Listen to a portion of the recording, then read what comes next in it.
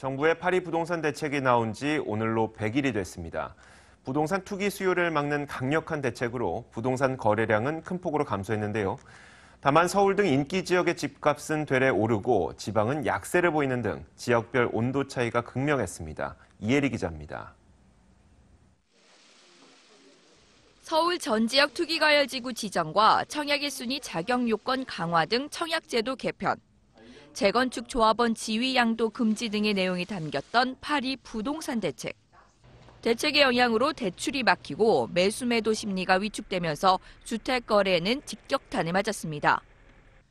서울 아파트 거래량은 지난 8월 14,751건을 기록했지만 9월에는 8,343건, 10월에는 3,809건으로 파리 대책 발표 직후 74%나 줄었습니다.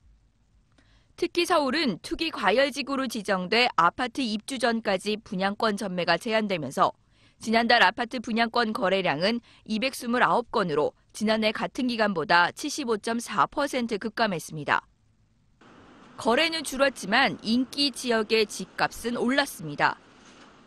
전 지역이 투기 과열지구로 지정된 서울은 파리 대책 이후 아파트 매매 가격이 1.55% 상승했고 특히 인기 지역인 강남 3구는 1.91%로 가장 큰 폭으로 상승했습니다.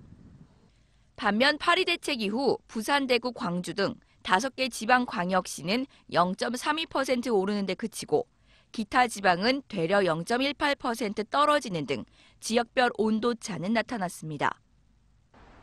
계속된 부동산 추가 조치들로 부동산 시장이 위축될 것으로 보이지만 서울, 강남 등 인기 지역과의 차별화는 계속될 전망입니다.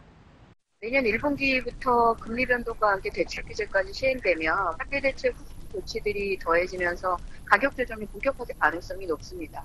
다만 그런 와중에서도 상대적으로 투자 가치가 높은 개발 지역이나 재건축 이슈가 있는 지역들에는 상대적으로 투자 수요가 그나마 몰리면서 가격이 좀 보합세를 오랫동안 유지하거나 상대적으로 소폭 오름세를 나타내는 양극화가 나타날 가능성은 남아 있습니다.